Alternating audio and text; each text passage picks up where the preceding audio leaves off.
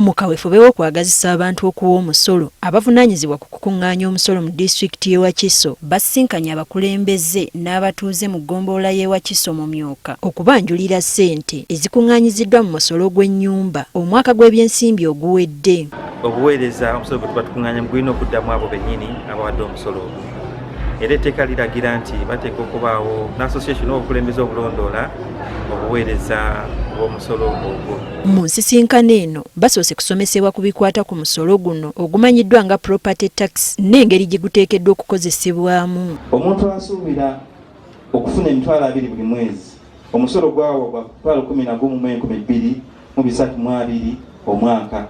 Bano basabye abatuuze okwogera ebibasoomooza mu kitundu kyabwe kye kiba kiteekebwako ssente zino ezikuŋŋaanyizibwa mu musolo guno. Tetwandibadde tulowooza ku kigambo kya kasasiro.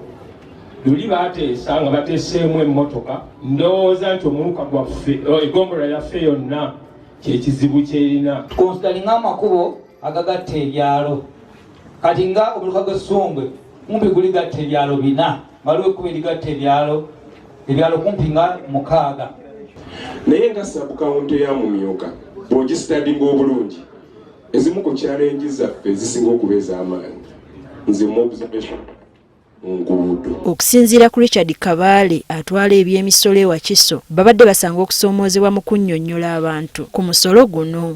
Twasooka ne tusisinkana abakulembeze tubasomesa, tubadde nga tugenda buli kyalo nga tusomesa, naye tulina okugenda nga twongera era ne reception nnungi. Okusinziira ku mateeka agafuga omusolo gw'amayumba, ebitundu 10 ebikuŋŋaanyiziddwa mu bantu, ebitundu 75 biteekeddwa okuddizibwayo mu kitundu gye gukuŋŋaanyiziddwa olwo abantu ne beesalirawo ku kiki kye balina okugukozesa.